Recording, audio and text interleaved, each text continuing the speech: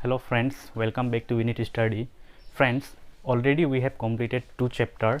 Okay friends, और यहाँ पे हम chapter 3 that is atom and molecules start करेंगे इस वीडियो में.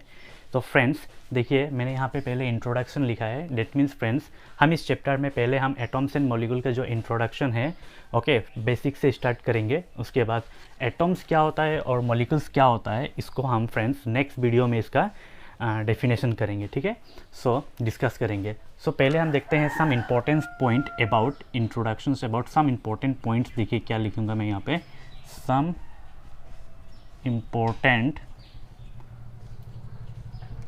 इम्पोर्टेंट पॉइंट्स जो कि हमें जानना है एटॉम्स एंड मॉलिक्यूल्स चैप्टर में. ओके फ्रेंड्स, फर्स्ट पॉइंट देखिए, N Indian philosopher, that is, यहाँ पे देखिए फ्रेंड्स मैं लिख देता हूँ, एन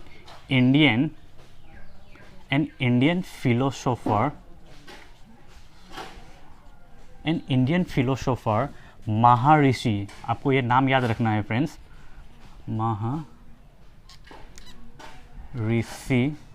महर्षि कानंद पोस्टुलेटेड डेट.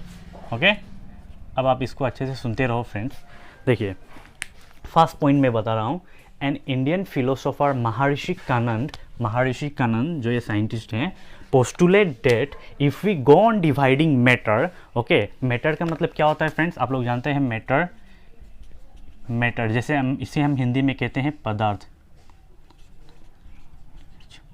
ओके, सो इन्होंने कहा था कि if we go on dividing matter, that is पदार्थ को अगर हम डिवाइड करेंगे, okay, we shall get smaller and smaller particles. ठीक है फ्रेंड्स, उसके बाद अल्टीमेटली एक स्टेज आ जाएगा, ultimately stage will come when further divisible is not possible. So this scientist Maharshi Kanand,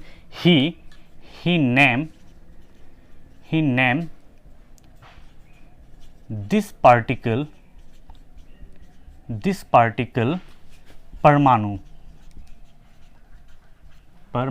okay, सो परमाणु का जो वर्ड था वो किसने दिया था फ्रेंड्स, महर्षि कानंद ने. तो यहाँ से आपको क्या समझ में आ रहा है कि N Indian philosopher Maharshi Kanad postulate that if we go on dividing matter, that is पदार्थ, we shall get smaller and smaller particles. Okay friends, smaller and smaller particles आपको मिलेगा. उसके बाद अल्टीमेटली एक ऐसा स्टेज आ जाएगा जिसमें हम क्या करेंगे, उसे फर्दर डिविजिबल कर नहीं सकते हैं. तो उन्होंने क्या कहा था कि ही नेम दिस पार्टिकल, उस पार्टिकल्स का नाम उन्होंने क्या रखा था, परमाणु रखा था. ओके, ये हो गया फर्स्ट पॉइंट के बारे में. ओके, आपको याद रखना है फ्रेंड्स ये कुछ वर्ड. उसके बाद सेकेंड पॉइंट में देखिए friends, around the same era, मतलब कि उन्हीं युगों में, ओके, वही टाइम में, उसी पीरियड्स में ancient Greek philosopher, okay, Democritus and, और एक साइंटिस्ट थे जिनका नाम था ल्यूसिपस. सॉरी, डबल पी होगा यहाँ पे, Leucippus. Okay, around the same era, मतलब उन्हीं पीरियड में, जब इन लोगों का समय चल रहा था, जब महर्षि कानंद, उसी टाइम में, उसी पीरियड में ancient Greek philosopher Democritus and Leucippus suggested that, इन्होंने भी सजेस्ट किया था कि if we go on dividing matter, a stage will come, okay, a stage will come when particles often cannot be further divisible. मतलब कि जो इन्होंने महर्षि कानंद ने जो पोस्टुलेट किया था, पोस्टुलेट का मतलब होता है फ्रेंड्स, पोस्टुलेटेड का मतलब होता है कि उनका मानना था. ओके, सो इन्होंने जैसे माना था, सेम उसी तरह ancient Greek philosopher Democritus and Leucippus suggested, इन लोगों ने भी सेम उसी तरह सजेस्ट किया था कि अगर हम मैटर को क्या करेंगे, अगर हम उसे डिवाइड करना चाहें तो एक ऐसा स्टेज आ जाएगा कि हम वहाँ पे क्या करेंगे, उसे फर्दर डिविजिबल नहीं कर सकते हैं. तो इन्होंने कहा था डिमोक्रिटस, मैं यहाँ पे सब वर्ड नहीं लिख रहा हूँ फ्रेंड्स, आप इसे अच्छे से आप नोट करके लिख सकते हो. डिमोक्रिटस called this indivisible particle, this individual particle atom. इन्होंने उस जो इंडिविजुअल पार्टिकल था उसका नाम इन्होंने क्या दिया था, डेमोक्रिटस क्या दिया था, एटॉम दिया था। इसका मतलब क्या होता है, मीनिंग होता है इंडिविजिबल। ओके, एटॉम मतलब इंडिविजिबल। एटॉम क्या है ये सब हम इस चैप्टर में डिस्कस करेंगे, अभी मैं इसके ऊपर उतना डिटेल्स नहीं दे रहा हूँ। Atoms and molecules. ओके, सो यहाँ पे आपको ये दो साइंटिस्ट का नाम याद रखना होगा कि एंशिएंट ग्रीक फिलोसोफर, कौन सा साइंटिस्ट फ्रेंड, डेमोक्रिटस और ल्यूसिपस। ओके, ल्यूसिपस सजेस्ट, इन्होंने भी सजेस्ट किया था कि if we go on dividing matter a stage will come when particles can not be further divisible. Okay, so Democritus called this indivisible particle atom. Atom का जो word था वो किसने दिया था, डेमोक्रिटस ने दिया था। ओके, मीनिंग होता है इंडिविजुअल। आपको एक बात याद रखना है कि यहाँ पे जो ये महर्षि कानन थे ये क्या थे, इंडियन फिलोसोफर थे। ओके, और ये क्या था फ्रेंड्स, ये डेमोक्रिटस और ल्यूसिपस ये लोग क्या थे, ये लोग क्या थे, एंशिएंट ग्रीक फिलोसोफर थे। ओके, सो और इन्हें हम कहते हैं महर्षि कानन। संस्कृत वर्ड में परमाणु जो नाम इन्होंने सजेस्ट किया था, मतलब पोस्टुलेट इनका मानना था। ओके, सो ये हो गया 2 पॉइंट। और थर्ड पॉइंट देखिए फ्रेंड्स, थर्ड पॉइंट में फ्रेंड्स जब ये सब चल रहा था, मतलब ये सब चल रहा था 18th सेंचुरी में। Okay, so at the end of the 18th century, okay 18th century, scientist recognise, scientist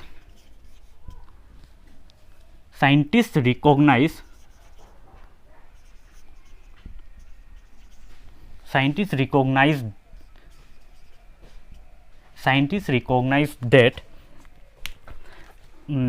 अब उस समय क्या हुआ कि जब at the end of 18th century के बाद साइंटिस्ट लोग रिकॉग्नाइज करने लगे कि जो ये डिफरेंस बिटवीन एलिमेंट्स और कंपाउंड, जो एलिमेंट्स और कंपाउंड होता है उनका ऊपर उन लोग क्या हो गया, ये लोग क्या हो गया कि इंटरेस्टेड हो गया। ओके, नेचुरली वो लोग get interested and finding there difference between elements and compound. Okay, elements और कंपाउंड का उन्होंने इन साइंटिस्ट लोगों ने इनका डिफरेंस निकालना स्टार्ट कर दिया। Okay, so become interested in finding out how and why elements combine with elements and compound combine and what happen when they combine. Okay, मैं यहाँ पे नहीं लिख रहा हूँ फ्रेंड्स, ये सब आपको यहाँ पे बस समझना होगा, आप बस सुनते रहो कि साइंटिस्ट लोग at the end of the 18th century में साइंटिस्ट लोग रिकॉग्नाइज करने लगे, वो लोग इंटरेस्टेड हो गए कि हम एलिमेंट्स और कंपाउंड जो होता है फ्रेंड्स उसका जो रिएक्शन होता है, मतलब कि difference between elements and compound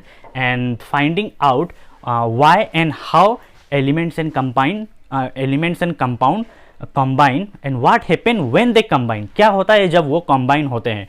तो इस सब को डिस्कस करते हुए कुछ लॉ उन्होंने, इन साइंटिस्टों ने कुछ लॉ निकाला था। ओके, जिसे हम पढ़ते हैं friends law of chemical combination. तो इसके बाद आएगा friends law of chemical combination. ठीक है, सो ये हो गया बस इंट्रोडक्शन, कुछ मैंने बताया था कि ये कुछ साइंटिस्ट लोग थे जिन्होंने ये सब लॉ दिया था। अभी कौन सा लॉ दिया था अब वो देखते हैं, कौन सा साइंटिस्ट कौन सा लॉ दिया था, उन लोगों ने कौन सा लॉ दिया था वो हम अभी डिस्कस करेंगे यहाँ पे। ठीक है,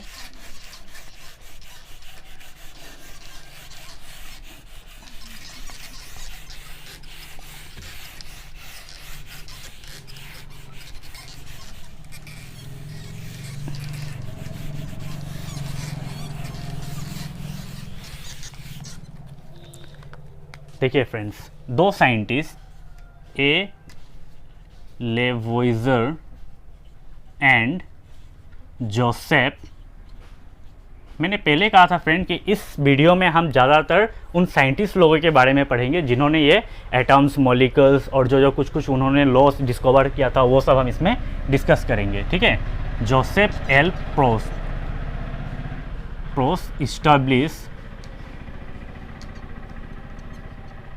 इस्टेब्लिश। ओके, ये दो साइंटिस्ट इन्होंने एक लॉ इस्टेब्लिश कहा था जिसे हम कहते हैं law of chemical combination. Law of chemical combination. ठीक है, लॉ ऑफ केमिकल कॉम्बिनेशन, इसमें इन्होंने, जैसे कि यहाँ पे आप जान रहे हो फर्स्ट साइंटिस्ट एल लेवोइजर और सेकेंड साइंटिस्ट जोसेफ एल प्रोस्ट, इन्होंने इस्टेब्लिश किया था लॉ ऑफ केमिकल कॉम्बिनेशन को। ठीक है, सो लॉ ऑफ केमिकल कॉम्बिनेशन में से दो लॉ इन्होंने और सजेस्ट किया था, क्योंकि यहाँ पे आप देख रहे हो दो साइंटिस्ट है। Number 1 law of conservation, law of conservation of mass, law of conservation of मास, और एक था लॉ ऑफ कांस्टेंट प्रोपोर्शन। ठीक है, ये दो यहाँ से लॉ कहाँ से आया है फ्रेंड्स? ये दो लॉ ये केमिकल कॉम्बिनेशन से डिस्कवर होके आया है। ओके, और ये लॉ ऑफ केमिकल को किसने इस्टेब्लिश किया था? ए लेवोइजर and Joseph L Proust. Okay, प्रोस्ट भी बोल सकते हैं, प्रोस्ट भी बोल सकते हैं आप। Okay, so law of conservation of mass discovered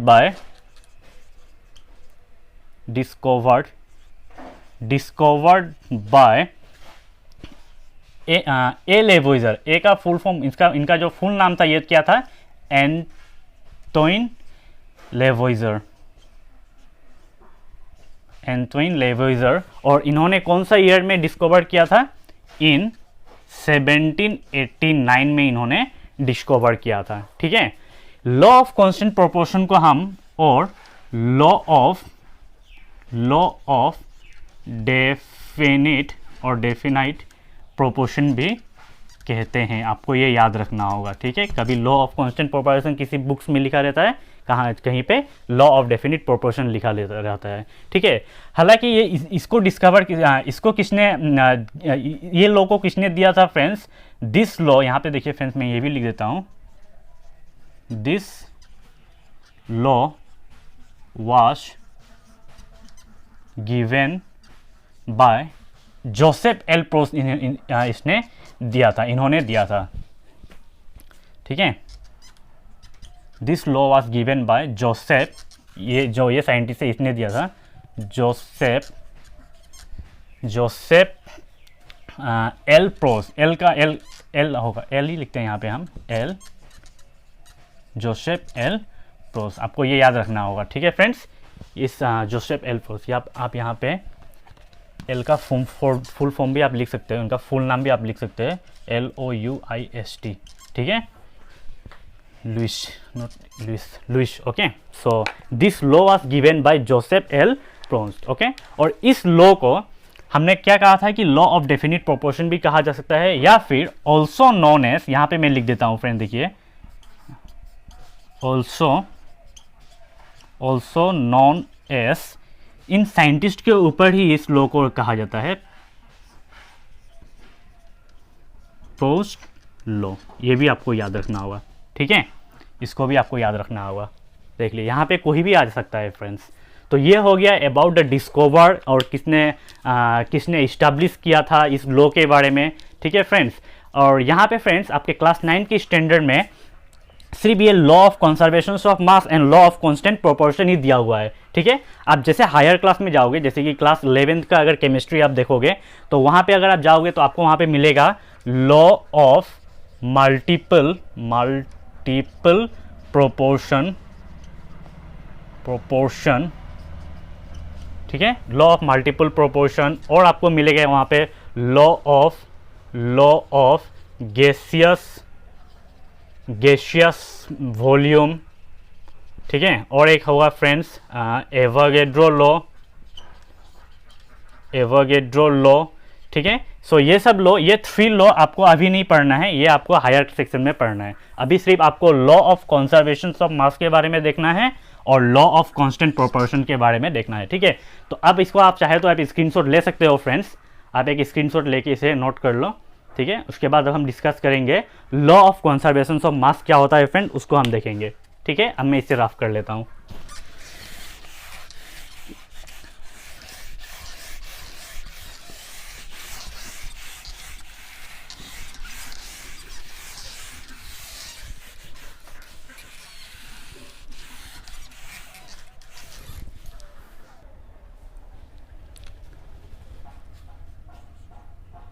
देखिए फ्रेंड्स, अब हम करते हैं लॉस के ऊपर, जो हमने फर्स्ट लॉ लिया था, law of conservation, law of conservation of mass. ठीक है, law of conservation of mass क्या होता है, इसका डेफिनेशन देखिए friends. Law of conservation, law of conservation of mass state that, okay, state that, okay, मैं यहाँ पे लिख देता हूँ, state that mass can neither be created, mass can neither be created nor destroyed, mass can neither be created nor destroyed in a chemical reaction। ठीक है friends, ये हो गया इसका definition. Law of conservation of mass क्या state करता है कि मास can neither be created nor destroyed in a chemical reaction. मतलब कि फ्रेंड्स, केमिकल रिएक्शन में मास जो होता है वो कंजर्व होकर रहता है, कंजर्व रहता है, इसलिए हम कहते हैं कि मास can neither be created nor destroyed. इसको आप अच्छे से समझोगे फ्रेंड्स जब यहाँ पे मैं एक एग्जाम्पल करता हूँ, एक एग्जाम्पल के थ्रू आप इसे समझ पाओगे। जैसे कि friends, reactions of H2O plus O2, it gives what friends, 2H2O, okay, water. जो ये क्या है फ्रेंड्स, ये वाटर मॉलिक्यूल्स है, ओके। यहाँ पे देखो फ्रेंड्स, इसका मास क्या होता है, 2 into mass of hydrogen, mass of hydrogen, 2 into mass of hydrogen, okay, plus mass of oxygen. इसके लिए मैंने लिखा है फ्रेंड्स, ओके, ये मैंने इसके लिए लिखा है, ठीक है। 2 यहाँ पे 2 है इंटू मास ऑफ हाइड्रोजन और प्लस मास ऑफ ऑक्सीजन। यहाँ पे हमने यहाँ पे 2 इंटू, यहाँ पे हाइड्रोजन कितना है फ्रेंड्स, एटम्स कितना है हाइड्रोजन का, 2 एटम्स है हाइड्रोजन का, ओके। सो यहाँ पे 2 atoms of hydrogen, that is 2 plus इसका देखिए हाइड्रोजन का एटम कितना हो गया, नंबर्स ऑफ एटम कितना है, 2 है, और इसका एटॉमिक मास कितना होगा, 1। सो 2 इंटू 1 2 होगा, इसलिए मैंने यहाँ पे 2 लिखा। आपको ये सब समझ में आएगा फ्रेंड्स, जब हम लोग मोलिकुलर मास निकालेंगे तब हम लोग को समझ में आएगा यहाँ पे। सो फिलहाल के लिए अभी बस आप देखिए कि अभी जो हम डेफिनेशन यहाँ पे लिखे हैं इसका बस क्या है वो देख लीजिए आप। 2 इंटू 2 प्लस 2 इंटू 16, ये मैंने किसके लिए लिखा फ्रेंड्स, ये मैंने 2 इंटू 16 ऑक्सीजन के लिए लिखा, क्योंकि यहाँ पे total numbers of atoms of oxygen कितना है, 2 है, ओके, और ऑक्सीजन का एटॉमिक मास कितना होता है, 16, इसलिए यहाँ पे मैंने लिखा 2 इंटू 16। और इसके लिए फ्रेंड्स देखिए 2 into mass of molecules, okay, molecules क्यों लिखा है, क्योंकि यहाँ पे H2O that is molecules, water molecules है, okay. 2 into mass of molecules, इसका मॉलिक्यूल्स कितना हो जाएगा, 2 इंटू 1 डेट इज 2, यहाँ पे 2 आ गया हाइड्रोजन का, 2 इंटू 1 2, और इंटू ऑक्सीजन कितना हो गया यहाँ पे, डेट इज 18, ओके, 18, ठीक है। उसके बाद आप देखो यहाँ पे 2 इंटू 18 हो गया, 2 इंटू 2 4, कितना आ गया 4, एंड 2 इंटू 16 कितना हो जाएगा 32, 32 प्लस 4 कितना हो जाएगा फ्रेंड्स, यहाँ पे लिख देता हूँ मैं 36, ओके। और मास ऑफ मॉलिक्यूल्स, यहाँ पे ऑक्सीजन का मैंने नहीं लिया, ओके, 18, आप यहाँ पे कन्फ्यूजन नहीं होना है, आपको ये देखना है 2 इंटू 1 कितना हो गया 2, प्लस ऑक्सीजन कितना है 16, इसका मास कितना है 16, तो 16 प्लस 2 कितना होगा 18, इसलिए मैंने डायरेक्ट यहाँ पे कितना लिखा 18 लिखा है, ओके। यहाँ पे आप कन्फ्यूजन मत होइएगा, ठीक है। तो 2 इंटू 18 कितना हो जाएगा यहाँ पे, 18 इंटू 36 हो गया। अब यहाँ पे आपको क्या समझ में आ रहा है फ्रेंड्स कि इस साइड को आप जानते हो, इन्हें केमिकल रिएक्शन, इस साइड को हम रिएक्टेंट कहते हैं, इस साइड को हम प्रोडक्ट करते हैं। So mass of reactant is equal to mass of product. तो यहाँ पे जितना मास है रिएक्टेंट में इतना ही प्रोडक्ट में भी उसका मास है, तो इसलिए हम कहते हैं mass can neither be created not destroyed in a chemical reaction. यहाँ से आप एक पॉइंट भी लिख सकते हो, as there is no there is no loss of mass, okay, as there is no loss of mass of substances, that is mass is, मैंने पहले कहा था mass is conserved, mass is क्या होता है फ्रेंड्स यहाँ पे conserved, that's why किसने दिया था फ्रेंड्स ये law of conservation of mass, Lavoisier ने, okay, that's why Lavoisier called this the law of law of conservation of mass, ठीक है। यहाँ पे जो मास है ये क्या होता है, कंसर्व होता है, इसलिए इसे क्या कहा जाता है, लेवोइजर ने इसलिए इसे क्या कहा था कि this law is known law of conservation of मास। ये हो गया friends complete about law of conservation of मास। इसे आप स्क्रीन शॉट एक लेके रख लो, ठीक है, मैं इसे अब रफ कर लेता हूँ, ठीक है। अब हम करेंगे law of constant proportion.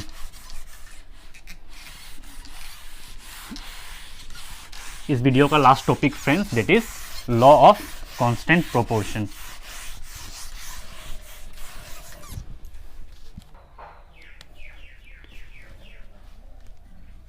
Law of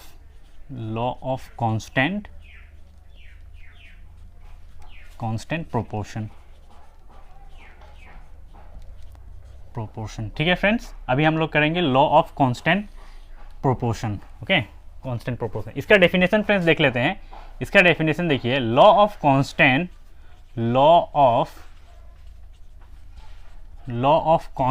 proportion state that, यहाँ पे लिख देता हूँ friend, in a chemical substance the elements okay are always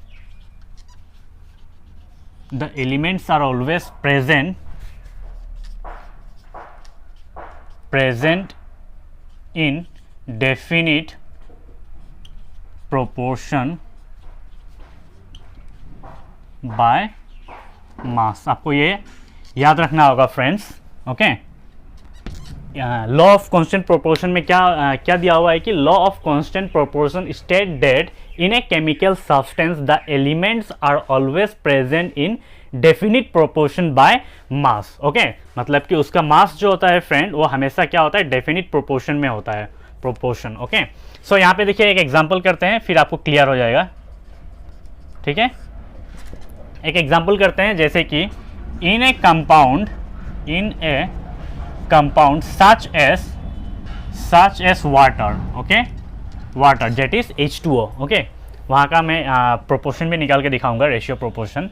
यहाँ पे देखिए friend, such as water the ratio of the mass of hydrogen H2O, मैंने कहा था ना H2O, okay, ratio of mass of hydrogen to the mass of, और क्या होता है फ्रेंड, हाइड्रोजन, और क्या होता है oxygen, to the mass of oxygen is always 1:8। ये आपको याद रखना होगा कि वाटर का जो रेशियो ऑफ मास होता है वो कितना होता है, 1:8। कैसे होता है ये भी देख लीजिए फ्रेंड्स। ये देखिए H2O क्या होगा फ्रेंड्स, ये वाटर, H2O हम जानते हैं क्या है, ये वाटर, ओके। यहाँ पे हाइड्रोजन का कितना हो गया, 2 होगा, ओके, 2, और इसका कितना होगा, ऑक्सीजन का एटॉमिक मास कितना होगा, 16।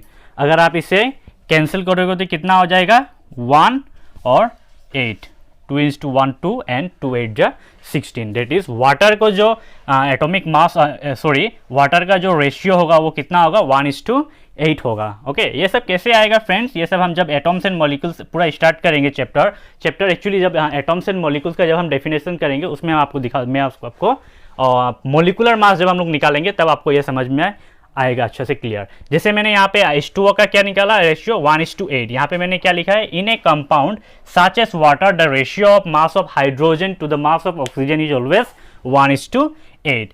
सेम ऐसे लीजिए friends carbon dioxide that is CO2। Okay carbon का जो एटॉमिक मास होता है वो होता है फ्रेंड्स 12 होता है, पता है ना फ्रेंड्स। उसके बाद ऑक्सीजन O2 है ना यहाँ पे 2, ऑक्सीजन का कितना होता है फ्रेंड, ऑक्सीजन का मास कितना होता है 16। सो 16 यहाँ पे कितना है 2 इंटू 16 कितना हो जाएगा 32। ओके 32। सो इसको अभी आप कैंसिल करोगे कितना हो जाएगा 4 3 जा 12 एंड 4 8 जा 32। मतलब क्या होगा फ्रेंड्स यहाँ पे द कार्बन डाइऑक्साइड का जो रेशियो होगा वो कितना होगा 3:8 होगा। यहाँ पे आपको बस यही समझना है कि ये सब का जो रेशियो होता है ये हमेशा फिक्स होता है फ्रेंड, इसलिए यहाँ पे लिखा हुआ है कि in a chemical substance the elements are always present in definite proportion by mass. Okay so friends यहाँ पे हमने दो लॉ के बारे में डिस्कस किया इस वीडियो में, law of conservation of mass and law of constant proportion. अब नेक्स्ट वीडियो में फ्रेंड्स हम करेंगे atoms molecules and Dalton atomic theory. Okay ठीक है फ्रेंड्स, सो मिलते हैं अब नेक्स्ट वीडियो में फ्रेंड्स। Thanks for watching.